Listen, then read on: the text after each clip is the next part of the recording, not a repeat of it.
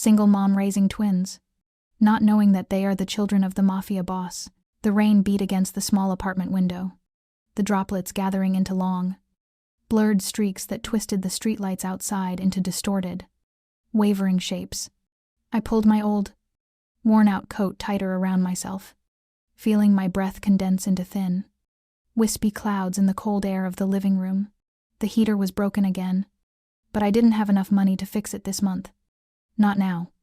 Not with the twins' birthdays coming up. Mom. Emma's soft voice broke through the endless stream of my thoughts.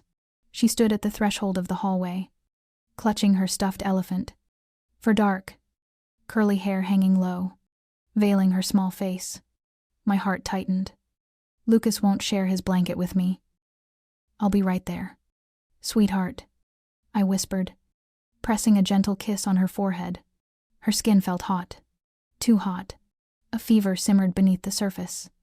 Another day I'd have to take off work, unable to go in because of the kids. 5 years. 5 years I've lived on tips from waiting tables, night shifts at the hospital, stretching each day just to make ends meet. 5 years of living in constant worry, jumping from one apartment to another whenever I felt eyes watching me. The shadows that always seemed to linger outside the windows. 5 years of raising 2 children on my own, protecting them from the nightmares and the darkness I once walked through. The darkness I had to leave behind. The darkness I thought I could escape. But it was still there, waiting, and I couldn't let it near my children.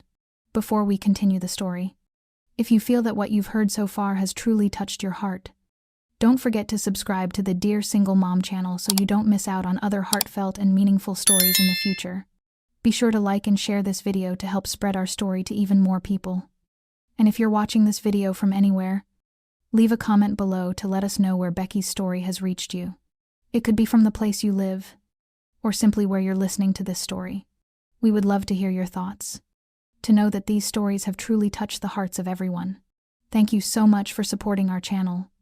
Now, let's continue the story. As I looked out the window, the raindrops shattered under the streetlights. My mind wandered back to days long gone. Memories of David, the man I once loved more than I loved myself. I could never forget those eyes. That gaze full of charm and confidence he always reserved for me every time we met. Back then, I was just a young, naive girl, inexperienced. But my heart could not resist his pull. David was unlike anyone else. He had this cold, yet captivating demeanor, always dressed in expensive suits, and the very light seemed to fade when he entered a room. He didn't need to say much for people to listen. He was the kind of man everyone respected, the kind of man whose companions would tremble. Sometimes just a single look from him was enough to make them shiver. I thought I was the only one who could soften the coldness in him, the only one who truly understood him. But the truth was far from that. We first met when I was serving at a high-end restaurant in Boston. I was just an ordinary girl back then. Nothing special except for my bright smile and youthful energy. I never imagined I would meet someone like David. He wasn't the type of person I would have expected to capture my attention. Yet the way he looked at me, as though he could see right into my soul, kept me from looking away. That first encounter, I spilled water on the shirt of his companion. I panicked, unsure of what to do, feeling like a failure. But instead of getting angry, David merely smiled softly and said something I would never forget. "Don't worry. It's just a little water." That was the first time I felt truly noticed. A feeling I had never experienced before. Without many words, his presence alone changed the atmosphere around me. He asked me to take him and his friend to a private table. And from then on, everything changed. In the nights that followed, he came to that restaurant, just to see me. We talked, not about work or trivial matters, but about life, about what he wanted, about my dreams. David made me feel special, like I could understand him more than anyone else. Yet, there were moments when I sensed the darkness lurking behind his gentle words, conversations I couldn't join, the cold, sharp glances he cast on others. I heard rumors about him and his friends. They weren't ordinary people, they were powerful men I shouldn't get involved with. Then, I discovered I was pregnant. I didn't know what to do. I sensed that my life would never be the same again. And when I asked him about our future, he fell silent. That silence wasn't an agreement or a rejection, but a warning that his life could never be normal. I knew then that I couldn't bring children into that world. So, I made the decision to leave, to walk away from everything, leaving him behind, leaving a dangerous world I couldn't accept. But even though I ran, I couldn't forget him. Every night, in the darkness of my small room, I would remember the times he smiled at me, the times we laughed together, and that feeling, the feeling of being loved, even if only for a fleeting moment. David was the only man who ever made me feel like I could trust him, like I could live under his protection. But I knew that his world was a world I couldn't allow myself to step into, and I couldn't let my children be pulled into it. Now, my life is a constant worry about raising 2 children in a world I try so hard to protect them from. Yet, I can never erase David from my mind. One day, I know I will have to face him, and the past I left behind. After I made the decision to leave, everything in my life changed completely. I was no longer the bright young woman in the upscale restaurant uniform. I became a single mother, constantly worrying about the future of my 2 young children. I chose a small town, where life seemed easier, with fewer eyes on me and less danger. But no matter where I went, David's world still haunted me, like a ghost that never left. Every morning when I woke up, I had to check the windows, making sure no one was lurking out there, watching my apartment. The feeling of unease lingered, relentless and unyielding. Our life was far from easy. I worked 2 jobs, one as a waitress in a small diner, and the other as a night shift worker at the hospital. Each day, I had to push myself to keep going, not allowing myself to fall apart. During the long night shifts, all I wanted was to go home, to see my children, to watch them sleep peacefully. But I also knew that those jobs alone couldn't build a secure future for them.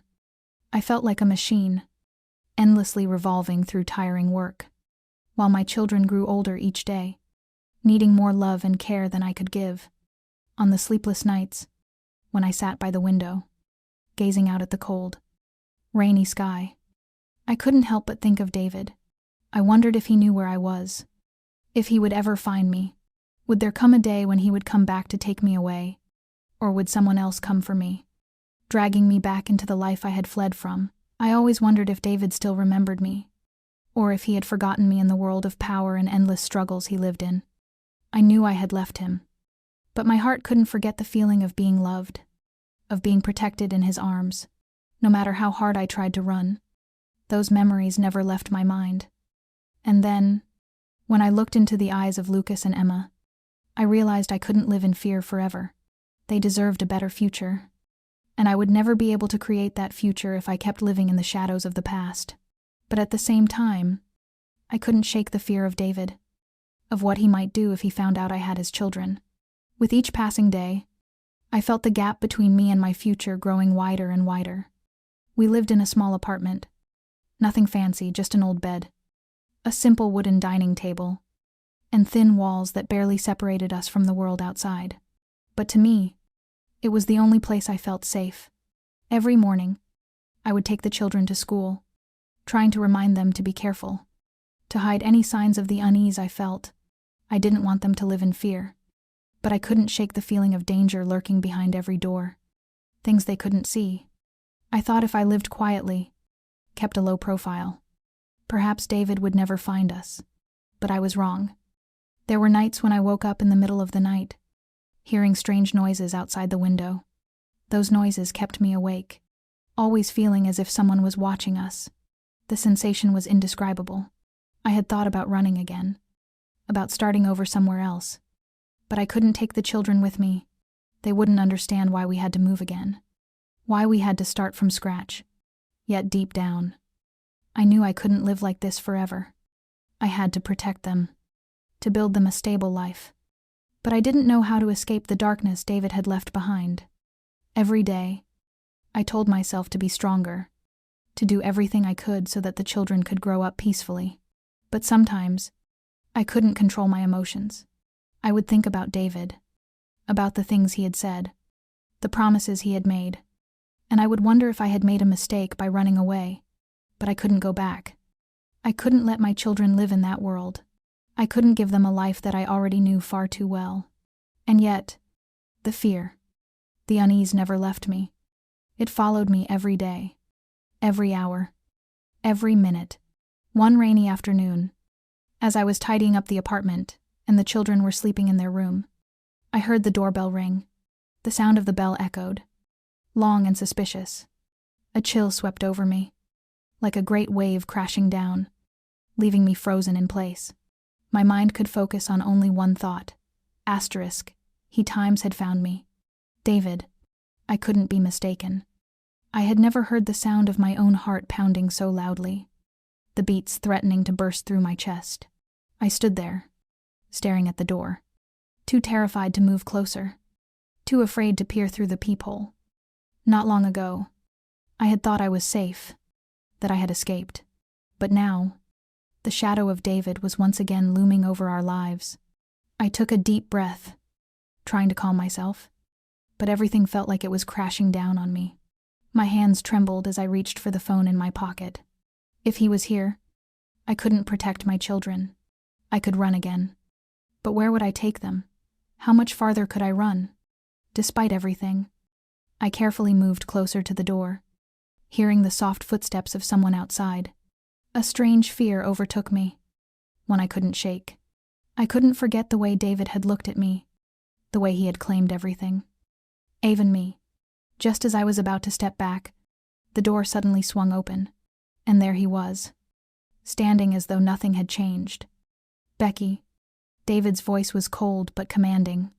He wasn't surprised to see me. His gaze told me he had known I would open the door. David was still that same man, strong, alluring, but now there was a threat in every word he spoke. I could only stand there, my eyes wide, unable to say a thing. My world seemed to freeze, the air around me suffocating under his presence. I knew you were here. Becky, he continued, his tone calm, as though he had known all along. I've been looking for you for a long time. My heart twisted, my vision blurred with tears, but I couldn't cry. I had cried too much in the past years. Why are you here? I whispered, trying to hide the rising fear inside. Why did you come for me? David stepped closer, each step heavier in the stillness of the room. Because of you, he said simply, yet with so much unspoken meaning. Because of you and the children. You can't keep running forever. I can't let you go. His words were like a sharp knife piercing my heart. I had convinced myself that I could go on without him, that I could protect the children without his help. But standing in front of him now, I realized I had been wrong. I couldn't keep running. Feelings, fear, and old memories slowly started to resurface. You don't understand. David. I struggled to resist, my voice trembling. I left you for this reason. You can't bring us back into that world. David was silent for a moment. Then he looked at me, his gaze becoming more serious. You think I haven't changed? He asked, his voice hardening. I don't want you and the children to live in danger. I just want to protect you. Protect our family. I looked into his eyes, my heart in turmoil. David was no longer the man from the past, or at least, I hoped he wasn't. He had lost his brother, and that loss had changed him. But I still couldn't forget what he had done, what he had been involved in. The world I had run from still clung to me. If you've truly changed, I replied, my voice hesitant, then leave us alone. I can't go back to you. He smiled faintly, but it wasn't a happy smile. You think you can live on your own forever? He asked, his eyes growing sharp. Do you really think you can protect yourself and the children forever? Don't you realize that you're living in fear? Becky? In that moment, I understood that I couldn't keep living in fear. Whether I wanted to or not, I knew my children needed a better life. They needed protection that I couldn't provide. David might be the man from my past, but he could also be the only one capable of protecting this family. I don't want to go back, I said again, my words firm with resolve. But if you really want to protect us, then you need to understand that we don't belong in that world. Don't push us into it again. David fell silent, his expression growing thoughtful. I knew I had just made an important decision. but I also knew that any change in him wouldn't be immediate. There was still so much left to discuss. As we sat facing each other in the small apartment, I had worked so hard to build for myself and the children over the past few years. The air between us hung heavy, like a dark cloud on the verge of breaking into storm. Every word David spoke carried the weight of warning, like a quiet reminder that the past had never truly left us. "I want to know why you left," he began. His eyes locked on mine. "I never understood why you walked away, why you decided to disappear without a word." I swallowed hard, struggling to steady my breath. The years that had passed felt like a long nightmare I was still trying to wake from. I remembered that day with painful clarity, the day I realized I could no longer live in David's world. A world where every decision came soaked in blood, where love was twisted into possession, and power ruled above all else. When I discovered I was carrying our children, I wasn't just afraid for myself. I was afraid for them. How could I let them grow up in a life built on danger, with no real love, no real peace? "You didn't understand," I answered, my voice shaking. "You were everything to me, David, but you were also everything about a world I couldn't bear. You never saw what I felt when I looked at the men around you. Men who could kill over a glance. You don't know what I had to do just to escape those shadows." David fell silent for a long moment. His eyes, deep and searching, seemed to be peeling back the years, looking for the truth I had buried inside myself. "You think I haven't changed?" he asked, his voice low now, edged with something unspoken. "I can't go back to that world, Becky. I won't. I lost Mateo. I'm not that man anymore." For the first time in all these years, I saw something in his eyes I hadn't dared to hope for truth. The death of his brother had broken something in David, something deep, and maybe, just maybe, it had changed him, but I couldn't be sure. The world he came from was still out there, still circling us, and I couldn't let my children step into it. "David," I whispered, firm but calm, "I can't accept your world. I can't accept the way you used to live. That's not my world. And it's not the world my children will grow up in. They need love. They need safety. They need something you can't give them if you're still tied to that past." He looked at me, his mouth curling into a bitter smile. "You think I can't change?" He stood, his hands clenched at his sides as if trying to hold on to something already lost. "I've searched for you all this time, not just to bring you back. Becky, I want to change. I want to do everything I can to protect you and the kids." His words stirred something inside me. My heart trembled, pulled between the echo of old feelings and the wall I had built to keep them at bay. But the past couldn't be undone with a promise, no matter how sincere. "David," I said, my voice softer now, edged with the weight of what I couldn't ignore. "You might change, but can you change everything? Can you promise we'll never be dragged back into that world again?" He looked at me deeply, then answered quietly, "I can't promise it will be easy, but I can promise I'll do everything I can to protect you and the children." I looked into his eyes, saw the honesty there, and yet I also saw the shadow of the man he had been. Change doesn't erase the past, it carries it. What he had done, what he had been a part of, wouldn't simply vanish. Everything has a price. "I can't come back to you under those terms," I said, more certain than I had ever been. "We need time. You have to show me that you're no longer the man I once knew. You have to prove it." David said nothing. He simply stood there, his gaze fixed on me, his silence heavy with thought. And in that moment, I felt as though we were standing at a crossroads, a place where any decision could alter the course of our lives forever.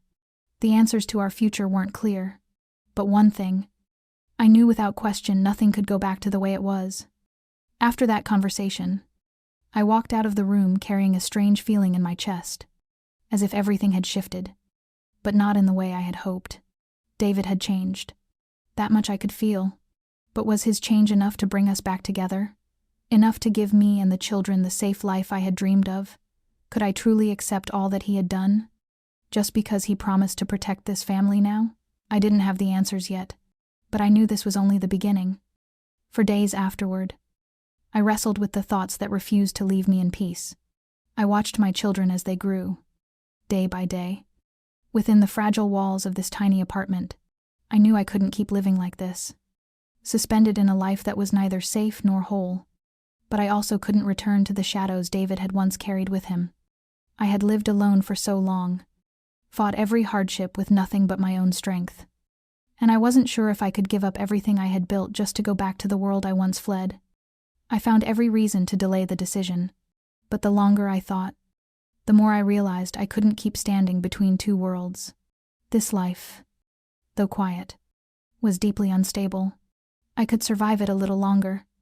Yes, but I didn't want my children growing up in poverty, in fear, watching me constantly bracing against the weight of survival. They deserved something more. And David, despite the scars of our past, was the only one who could truly offer the kind of protection I had never been able to give them. He couldn't undo what had been done, but perhaps he could help shape what comes next. And so could I. After a sleepless night, the decision came with the clarity of exhaustion.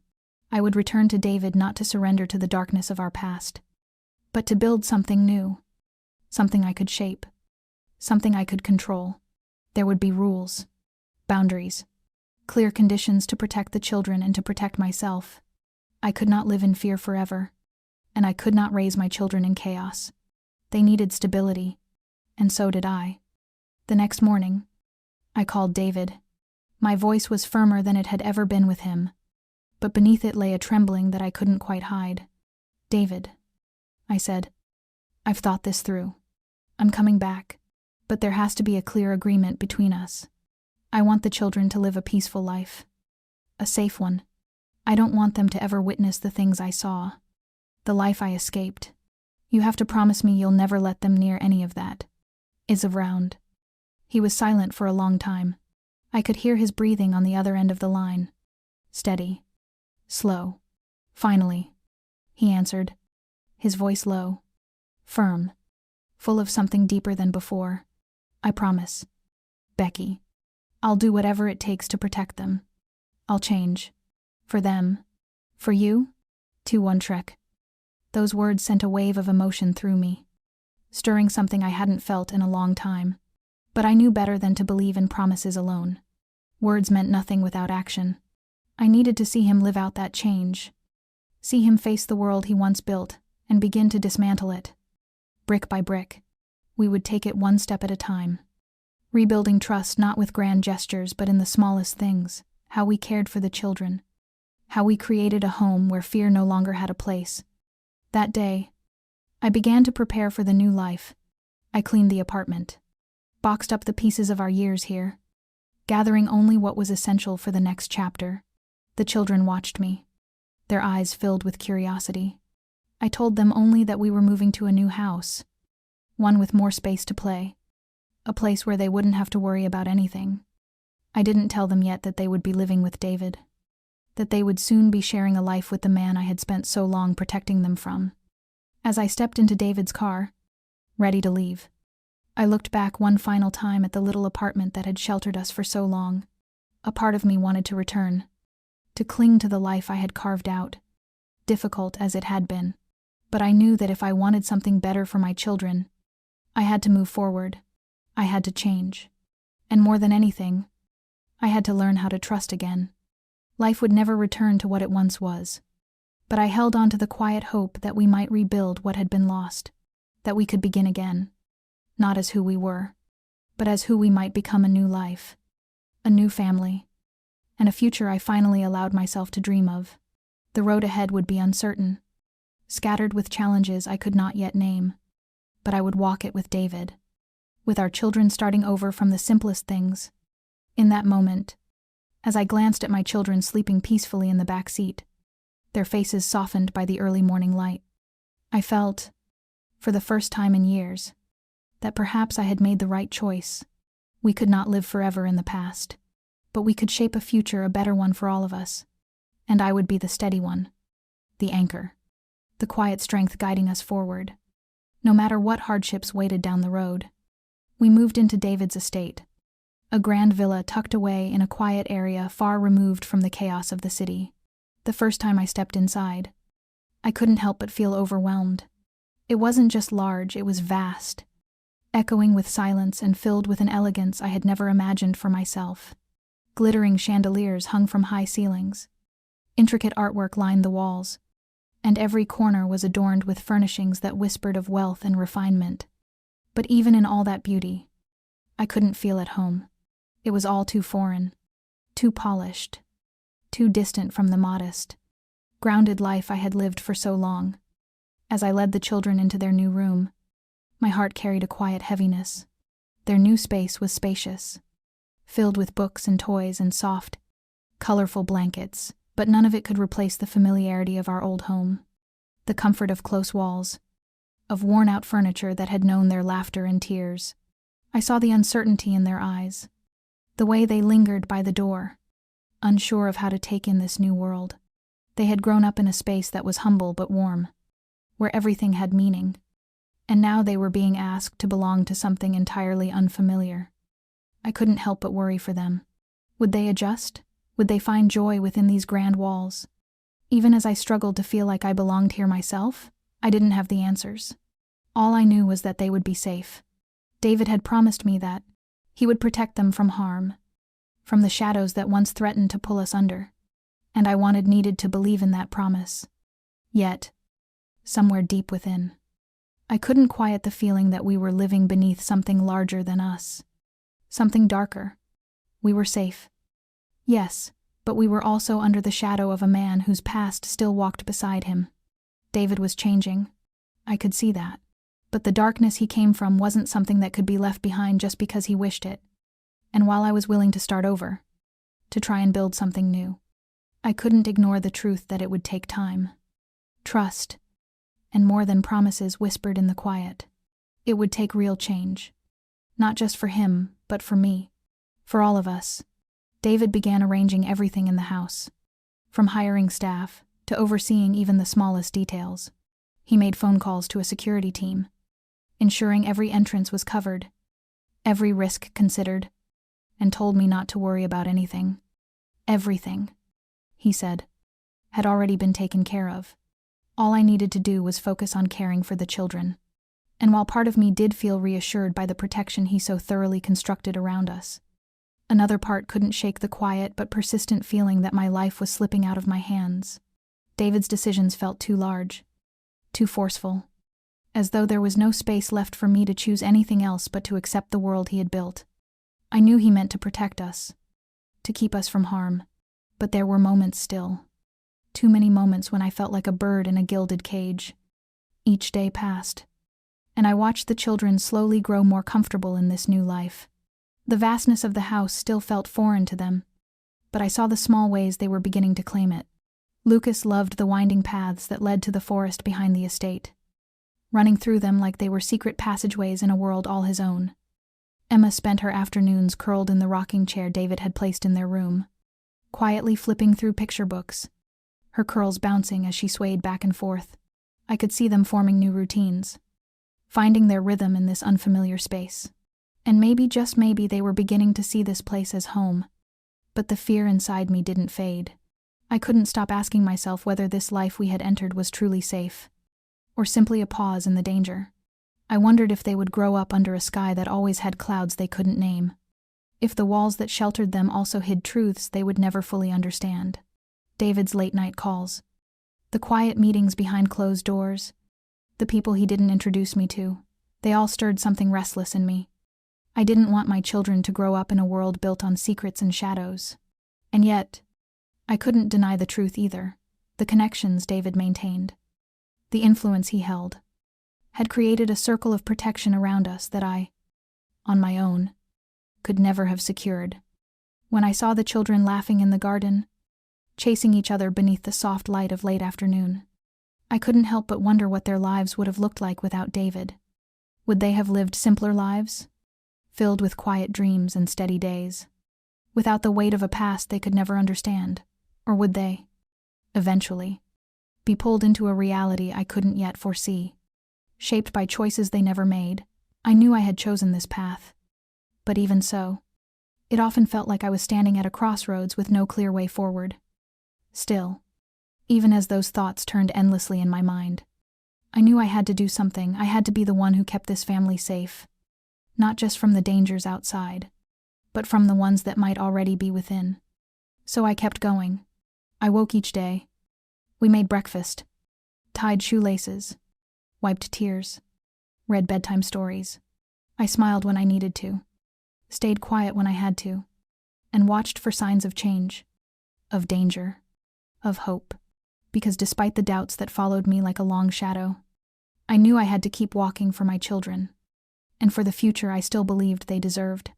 David had built a fortress around us, secure, impenetrable, and meticulously designed to keep danger at bay. It was a world crafted to ensure safety, and yet, it came with its own quiet burdens, its own demands that I couldn't ignore. The choices he made, the people he remained connected to, the powerful circles he moved within, all of it kept me from ever feeling fully at peace. But perhaps this was the kind of change I needed. The difficult, complex shift that was necessary if I truly wanted to protect the ones I loved. There were still questions lingering in my heart, questions I hadn't dared to voice. But in spite of that, I knew we had found a place to begin again. And even if shadows moved at the edge of this new life, I was determined to find a way to keep our family living in the light. Living in David's estate was not as simple as I had imagined. I had tried to convince myself that this was the safest place for us, but each passing day only made me feel more like a stranger inside these grand walls. The house was vast, filled with everything one could need, yet none of it felt like mine.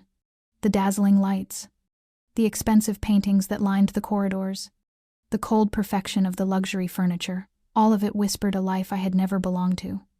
There was a chill in the air, not from the temperature but from the weight of wealth and control. It surrounded me, made me feel out of place, undeserving. In those early days, my attention stayed fixed on the children. They adjusted slowly, learning the rhythms of this new space. But now and then I caught the confusion in their eyes, a silent question they didn't know how to ask. Lucas loved watching the birds flutter through the garden, quietly fascinated by the way they came and went so freely. Emma, despite having her own beautifully decorated room, would still creep into mine late at night, crawl into bed beside me, wrap her arms around my waist, and whisper that she missed the old house. And I had no answer, no gentle words to ease the ache of something they couldn't yet understand. David was always busy. He returned home late, tired, but never diminished. There was still that presence about him, that commanding energy in his posture. His words, the way a room shifted when he entered. He made time for the children, and I saw in him not just affection but structure, precision. I had expected him to be the kind of father who smiled during playtime and disappeared when things became serious. But he wasn't. He was present, and he was strict. From dinner schedules to daily routines, from how the house functioned to where the children were allowed to go, everything moved under his control. David never let anything slip through the cracks. And somewhere along the way, I began to change too. The way I spoke, the way I measured my own words, the way I held my breath before responding. The conversations between us were no longer soft and full of longing like they once were. They were filled now with reports and updates, with strategies and responsibilities. David spoke often of work, of high-stakes decisions, of deals I didn't fully understand at first. But slowly, piece by piece, I began to realize that what he called business reached far beyond meetings and balance sheets. These were not ordinary transactions. They were alliances, negotiations, quiet battles for influence. The choices he made rippled outward, touching not just his world but ours too. And though I had stepped into this life willingly, I couldn't shake the feeling that we were standing on something unstable, something I didn't yet have a name for. One of the things that left me most unsettled was the way David wielded his power.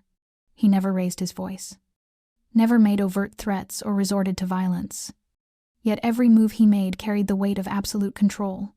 No one crossed the lines he drew around our family. And slowly, I found myself being drawn deeper into his world, a world filled with negotiations that never ended at the surface, with threats wrapped in pleasantries, and with people I knew, deep down, I could never truly trust.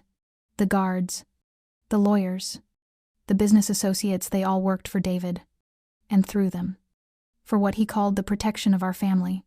And whether I wanted to admit it or not, there was a certain safety in that, a kind of shield I had never known before. I began to realize just how much I had grown used to hardship. I had learned to find comfort in small things, a warm meal, a quiet evening, the sound of my children sleeping peacefully under the same roof. I had once dreamed only of a modest life, simple and secure, where love was enough and the world outside stayed quiet.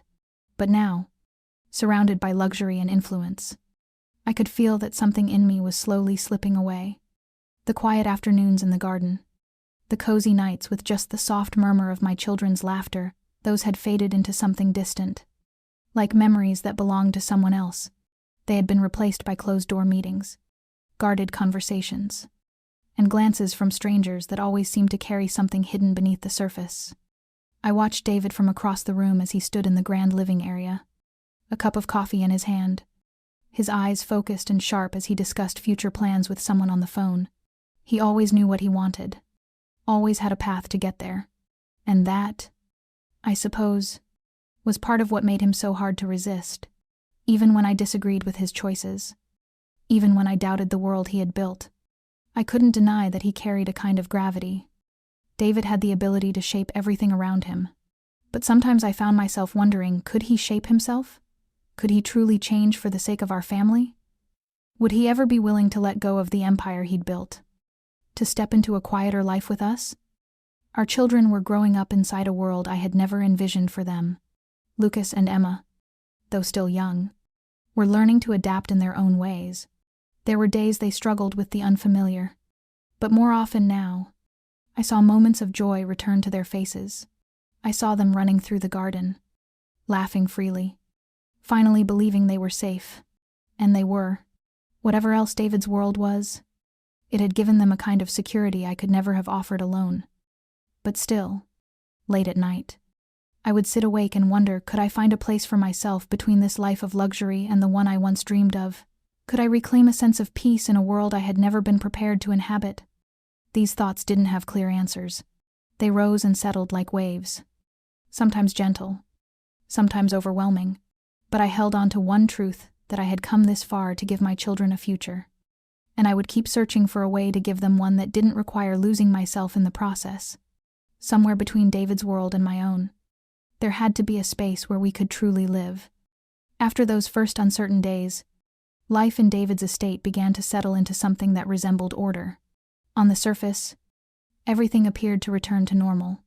The children were adjusting, even thriving in small, visible ways. I had grown used to the luxury that once felt overwhelming. From the outside, we looked like a family that had found its rhythm, but I knew better because I was the only one who didn't feel any of it was truly mine.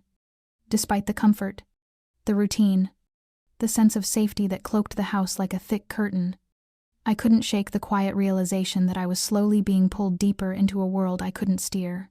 David was no longer the man I had once loved, not really.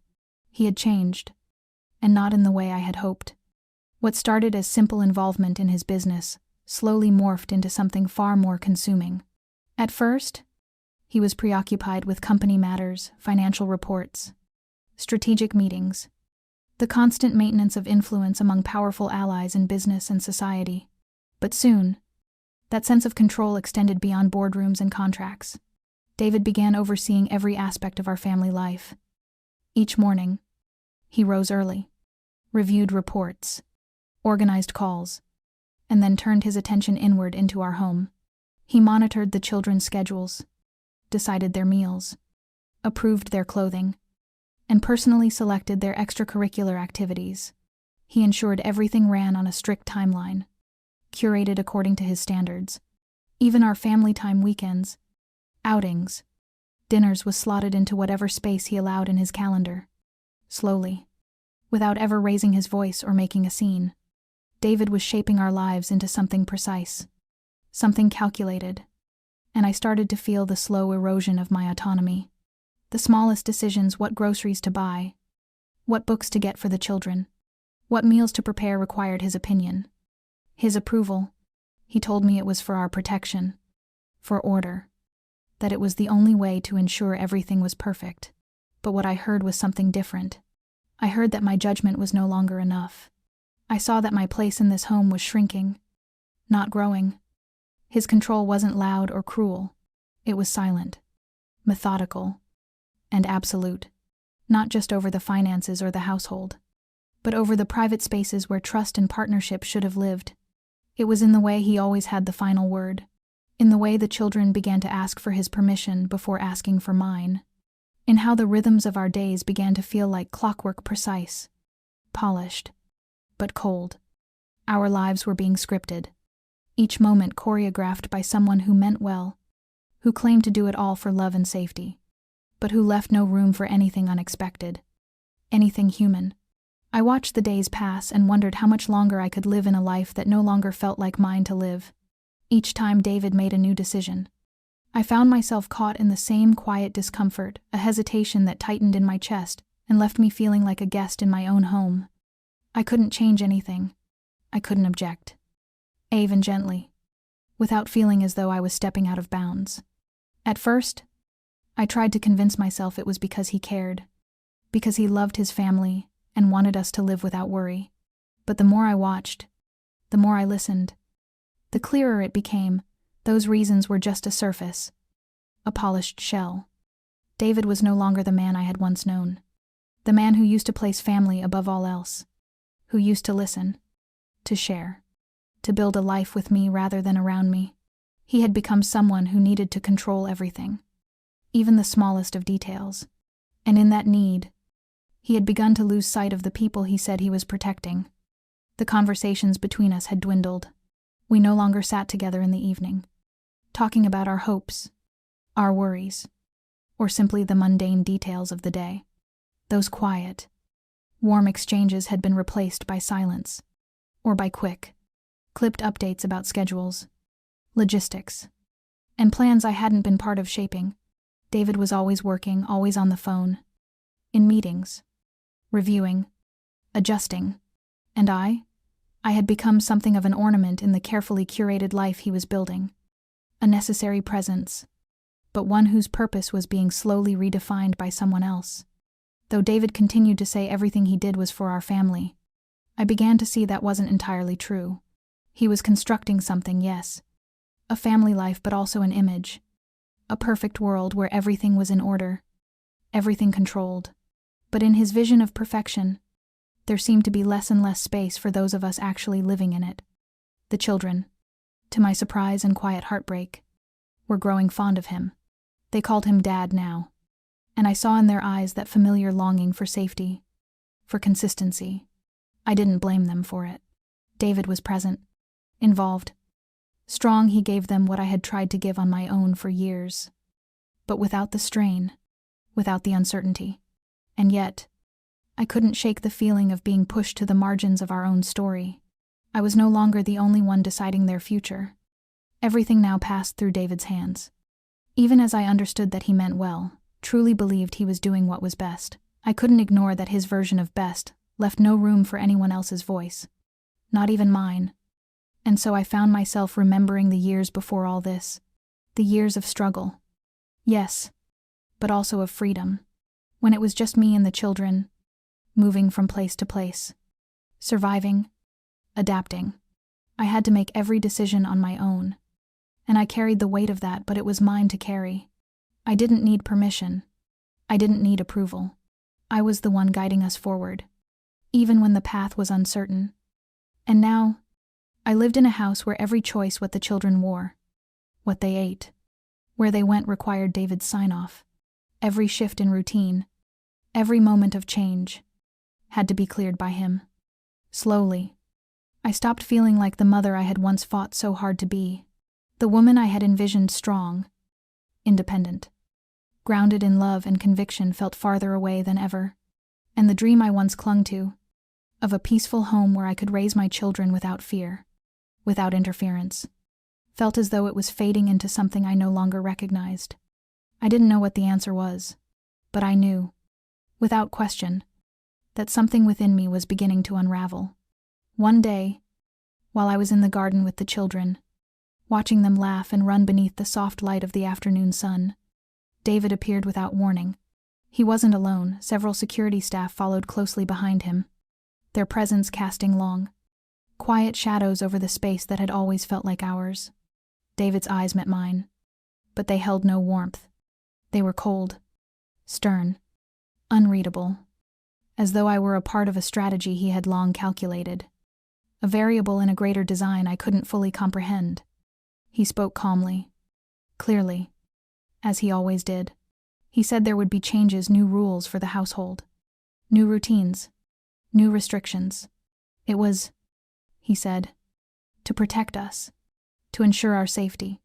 But as I stood there, frozen in the middle of our own garden, surrounded by the people who were supposed to keep us safe, I realized the cost of that safety was beginning to bleed into something I no longer recognized. These changes weren't just about me anymore. They would affect the children, their freedom, their sense of home, their ability to simply live without fear of doing something outside the plan. It's numb. I began to feel it in my bones. That quiet ache of knowing you've stepped into something that once looked like protection but has slowly become a cage. A beautiful one. Yes, a golden one. Perhaps, but a cage all the same, where every door closed gently behind you and locked without a sound. And I couldn't ignore it any longer. Maybe I had been wrong to believe that being with David would bring stability, peace, something easier. What I had found instead was tension that hummed beneath every word, an atmosphere thick with rules and decisions I was never part of. I began to ask myself questions I could no longer avoid. Could I truly live in this world forever? Could I remain part of a life that was crafted to look perfect from the outside but demanded obedience within? Or would I one day have to gather the last of my courage and reclaim the life and the voice I had begun to lose? David and I no longer found each other the way we once did. The soft, tentative conversations about the future, the dreams we once whispered under the cover of night, had vanished. They had been replaced by instructions, briefings, silences. Every exchange between us now seemed like two worlds colliding: his, built from structure and power and control, and mine, shaped from instinct and care, and a longing for something simple and real. He still believed he was protecting the family, and perhaps in his own way. He was, but his methods made me feel smaller by the day, especially when it came to the children. I began to sense that I was no longer raising them freely, but merely helping to carry out a version of parenthood that David had decided was best. I felt myself being pressed into a mold I hadn't chosen, surrounded by expectations I hadn't agreed to. And in those quiet moments, when the house was still and the children had fallen asleep, I would sit by the window and ask myself the question I hadn't dared to answer. Was I still a mother building a future for her children? Or had I become just another piece in the life David had designed for us all? Every time I voiced a concern or offered a different opinion, David grew more resolute. He wasn't aggressive. Not outwardly, but his firmness left no space for debate. He wanted everything to follow a plan. His plan. And when I disagreed, he would meet my resistance with logic so carefully constructed, so irrefutable, that I had no ground left to stand on. "Everything I do is to protect this family," he would say, his voice cold, measured. But even through that calm, I could see the flicker of fear in his eyes. He didn't mean to make me feel controlled, but he couldn't seem to stop himself from doing it anyway. We started arguing more often. What began as small disagreements slowly unraveled into deeper conflicts, until the air in our home felt heavy, strained. I couldn't bear the feeling of being caged in a life I hadn't chosen freely, even if it was safe, even if it was comfortable. The decisions that shaped our family were no longer mine to make. They all passed through David. And the more this became our reality, the more I found myself reliving the same loneliness I had felt as a single mother. But this time, it wasn't financial worry or the fear of being followed that kept me up at night. It was the quiet erosion of my identity, my agency, my place in my own life. David didn't relinquish control easily. He was the sole architect of our days, deciding everything from the family's finances to where we could go, to what activities the children could be involved in. He told me it was for our protection, that he was simply doing what needed to be done. But it didn't feel like protection. It felt like being slowly erased. The meetings, the travel, the structured family events, they were all carefully mapped out by David. He didn't want spontaneity. He wanted safety. predictability, obedience. And even when I tried to push back on something as small as allowing the children to meet their friends outside of school or participate in outdoor programs, he would object. He saw threats I could not see. He spoke of dangers I couldn't predict. And when I tried to explain my perspective, when I tried to say that children needed space to grow, to explore, he would counter me with facts, statistics. I couldn't refute. I began to feel like a stranger in my own relationship, outnumbered in conversations that used to be rooted in love and trust. The future of our children was no longer a shared vision. It was his strategy, his blueprint. I had once been a strong, independent mother who had survived on instinct and resilience. I had made sacrifices and difficult choices, but they were mine. Now, I was merely another piece in the intricate design David had built. The lack of freedom weighed on me, the fatigue of not being heard, of being met with silence or rigid logic when I spoke of the things that mattered to me, began to chip away at the parts of myself I had worked so hard to hold on to. I no longer felt the warmth of being understood, of being seen not truly. And every time David revealed a new plan or dictated the next step for our family, I felt like just another detail in a picture he had painted long ago, one I had no hand in creating. My dreams, the quiet ones I had carried through years of hardship, felt further away than ever. All that remained now were concerns about the children's well-being, about the balance between their safety and their freedom. I was still fighting for them, but I wasn't sure anymore whether I was also losing myself in the process. One evening, as we sat in the living room, I let the words slip without thinking, words I had held in for far too long. I told David that I felt like I was slowly losing my freedom. For a moment, he said nothing. He simply looked at me, his eyes distant and unreadable, as if he couldn't grasp why I would feel that way. And in that silence, I understood. I understood that I could no longer explain it to him, because no matter what I said, David would continue down the path he believed was right. Our life had changed too much, too quickly, and I no longer knew if I could keep living in a world where everything was just beyond my reach. As the distance between us grew, the warmth we once shared as a family began to thin, fading like breath on glass. The children still loved David. They still saw him as a strong, protective figure, but they couldn't sense the tension that sat like a shadow between us. I was still their mother, still the one who held them when they cried and tucked them in each night. But somewhere along the way, I had forgotten that I was more than that. I was a woman. I was a person. And I, too, deserved the right to shape my life, not just to maintain a home that looked perfect on the outside. The weight of that realization settled deeper with each passing day, and I began to wonder how much longer I could carry it. David sat across from me, his posture steady, his expression carved with the same determination I had seen in him for years. But this time, there was no softness in his gaze, no patient attempt to sway me with words. This time, what he said were decisions already made, already sealed, and I knew I couldn't change them. He had changed, too. The man I once knew, the man I had run from and then returned to, was no longer there in the same way. He had become someone else, someone who believed that love could only exist if it was protected with absolute control. "We can't keep living like this, Becky," he said, his voice unwavering, as though he had rehearsed it. "I've made a decision. I will do everything it takes to protect you and the kids. It's not maybe." I looked at him, and I could no longer hide the exhaustion in my face, in my bones. Life had grown too complicated, and I wasn't sure I could follow him into whatever version of the future he was now shaping. Then he told me everything, the plans he had been working on quietly for months. He wanted to step away from the shadows, from the power plays and the dangerous networks that had followed him for years. He was redirecting his life, his business, his reputation toward something clean, something legitimate. He wanted to sever ties with everything that had once made him dangerous, not just for himself, but for us, for the family. "All of this," David said, his voice no longer cold, but weighted with something real, something raw, "is for our children. I don't want them growing up in a world of fear. I want them to learn, to grow, to chase the things they love without always having to look over their shoulders. I have to better for I stared at him, still guarded, still unsure. But I couldn't deny that there was truth in his words.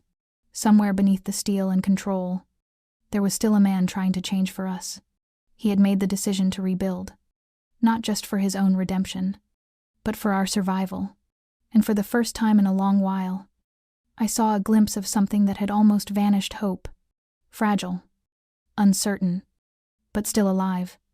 But change, real change, doesn't happen overnight. And with David, it was no different. He had begun the process. That much was clear. He was reaching out to new circles, seeking out business opportunities that were clean, legal, transparent. He was stepping away from the shadows, leaving behind the connections that had once made him untouchable but dangerous.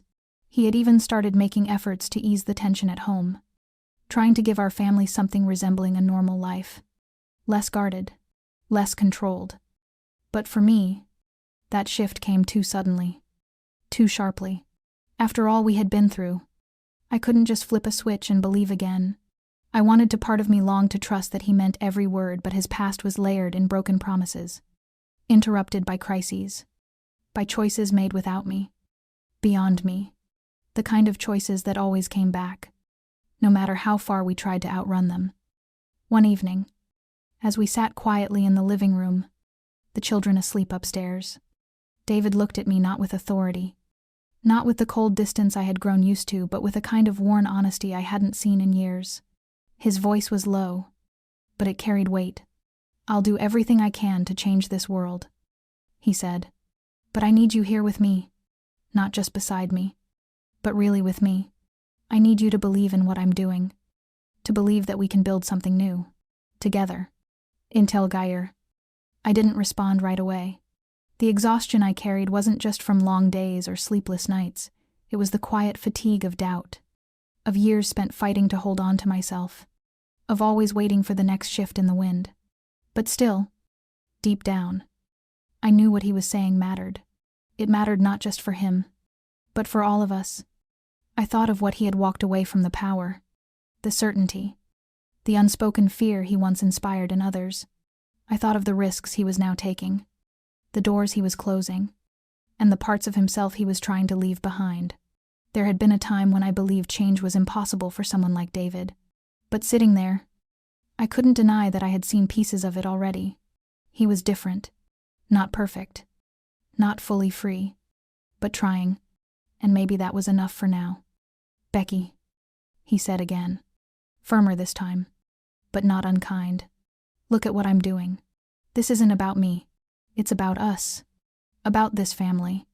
I need you to be part of this. I need you to help me make the right choices, not from a distance, but with me." It's distary.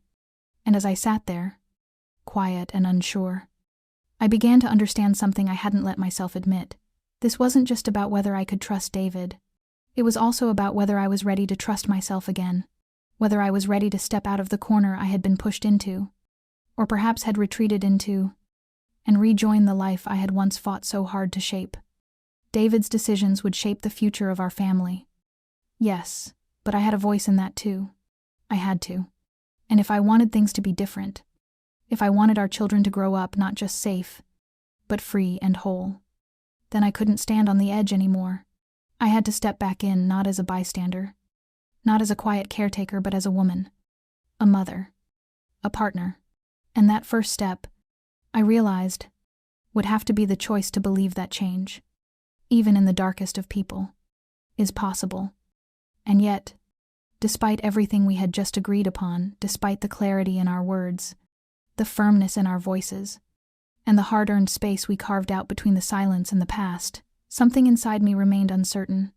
I couldn't give him my full trust. Not yet. David had shown a sincerity I hadn't seen in a long time. His willingness to negotiate, to hear me, to offer real and binding commitments was more than I had expected. He didn't push back. He didn't dismiss my concerns. And when he promised to arrange a formal agreement regarding custody, independence, and personal boundaries, I knew he was making a real effort. I knew, too, that part of him was afraid of losing us, afraid of the kind of life he had built turning to ash if we were no longer in it. But even so, My heart didn't move easily. There had been too many broken promises in our story. Too many moments where he chose control over connection, safety over understanding. The version of David who now stood before me was different. Yes, softer, more deliberate, more aware.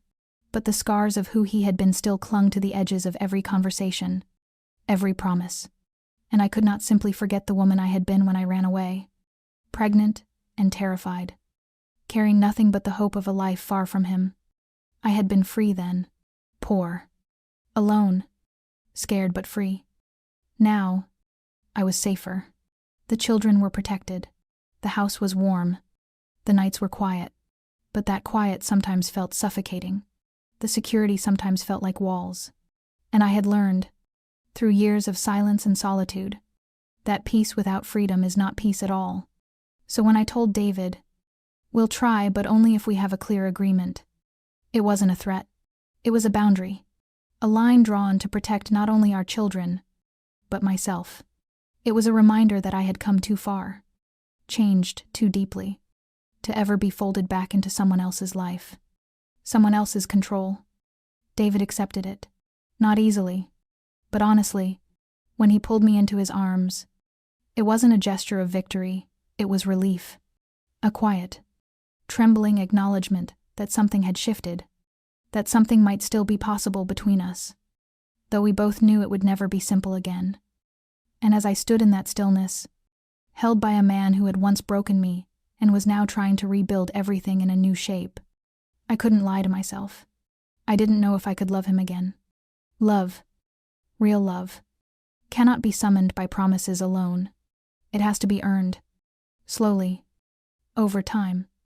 In the quiet moments when no one is watching, it has to grow in the spaces where power steps aside for partnership, where control makes room for trust. That was something David would have to learn. And I, too, would have to learn how to live again, not just as a mother, not just as someone protected, but as a woman who has the right to choose. The room fell silent after our conversation, but it was no longer the silence of fear or distance. It was the silence of something just beginning, something tentative, fragile, possible. I looked at him, and in his eyes, I didn't see the man I once feared. I saw someone trying. I saw someone waiting. And I knew we weren't healed. We weren't whole. But maybe now, for the first time, we had a chance. The days following the signing of our agreement brought with them a quiet, almost imperceptible shift. Life began to feel more settled, more like the life I had always longed for, even if I couldn't name it back then. At last, I was living in a home where there was protection, routine, and a sense of stability that had once seemed impossible. And yet, in the stillness of late nights, when the house fell silent and the children were tucked safely into their beds, I would sit alone and wonder, had I truly placed my trust in David again? Or was I simply growing used to his presence because it kept the children safe? David, to his credit, seemed to sense my hesitation. He didn't press me for answers. He didn't demand closeness or affection. He simply waited quietly, patiently making space for my doubt. And in that space, he began doing something I hadn't expected. He started to show me the kind of tenderness I'd forgotten existed. He rose early to make breakfast for us. He joined us for dinner, not with his usual authority, but with a gentleness that softened the atmosphere. The tension that had once lingered between us, unspoken and ever-present, began to lift. The suspicious glances I used to cast in his direction, the tightness in my chest, whenever we disagreed, those things didn't disappear overnight, but they lost their edge. Still, I couldn't silence that voice inside me, the one that whispered questions I had no answers for. Could this change truly last? Could a man like David, who had once thrived in control, in power, in secrecy, live another kind of life? Could he protect us without returning to the shadows he had come from, in the quietest hours of the night? I would sit with these questions and feel them press down on me like a weight I couldn't name. I wanted to believe. I truly did. But belief, like love, can't be forced, it must grow. To David's credit, he didn't grow impatient. Instead, he started paying attention in the smallest, most unexpected ways. He would remind me to drink water when I forgot. He would walk through the house at night, checking the locks on every window and door. These weren't grand gestures. They were simple acts of care, but they mattered more than he realized. They chipped away at the fear I had carried for years, the fear that he would always be the man I once fled from. And slowly, step by quiet step, our relationship began to change, not with fireworks or sweeping declarations, but with something softer, like the sea smoothing the jagged edges of a shoreline after a storm. David was no longer the man whose presence made me anxious. He was becoming something else entirely. A father, a partner, not perfect but present. The children, too, were beginning to notice the change. Lucas, ever curious, started asking David about his work, his travels, the things he saw when he was away.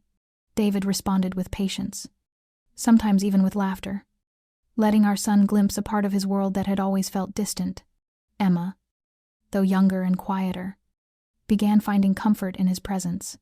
When she couldn't sleep, David would sit by her bedside and tell her stories not from books, but from his own imagination. Stories of distant places, of whispered winds and gentle stars, of adventures that always ended with someone finding their way home. Their connection was still delicate, still forming, but the seeds had been planted. And yet, even with this new closeness, even with the home slowly warming around us, I couldn't shake my unease entirely. What if this peace was temporary? What if his past caught up to him? Or worse, if the weight of his old life proved too heavy to truly leave behind? These weren't questions I could answer, but they were questions I had to carry. Because what I felt with every part of me was that we were on this path together now, and there was no going back. The children needed a future, and I had made it my purpose to give them one. A world without fear, a life not defined by secrets and survival.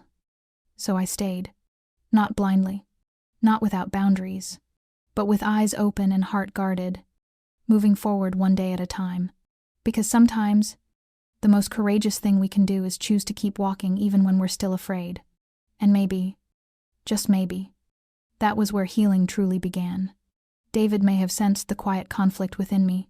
He didn't push, didn't rush, but I could feel that he was always waiting for me to step out from the shadow of our past. Perhaps he would never fully grasp the depth of the pain I had lived through. Perhaps no one ever could. But day by day, in the quiet ways that matter most, he was trying. He was doing what he could to give me something to believe in again. And slowly, quietly, I found myself beginning to love him once more. Not because I had forgotten everything that came before, but because I began to believe that what we lost could still be rebuilt. What I felt for David was never simple. It never arrived wrapped in certainty. Even now, love came to me cautiously, filtered through layers of doubt. But I knew one thing with clarity: I could not live in fear forever. If there was even a small chance to heal the wounds that once threatened to break me, I couldn't let it pass by, no matter how hard the road ahead might be. I saw us, David and me, trying, choosing each other, again, in a different way, under a different light. In the end, I chose this path, a road I never imagined I would take, a path I had once resisted, afraid of where it might lead. But I've come to understand that we cannot live our lives buried in the weight of what we've endured. My children, David, and I, we all deserve a future. And sometimes, no matter how heavy the past may be, we must still choose to walk forward, if only to rediscover hope and peace, and the simple chance to begin again. When I looked into David's eyes now, I no longer saw the man I once feared. I saw someone who had fought to become different. Someone who had learned, often painfully, how to love. Not just me, but the children he never expected to call his own. We decided to live together. Not just for safety, not to shield ourselves from old ghosts, but to build something real, a family, a home. David had made hard decisions. He had changed course in ways I didn't think possible.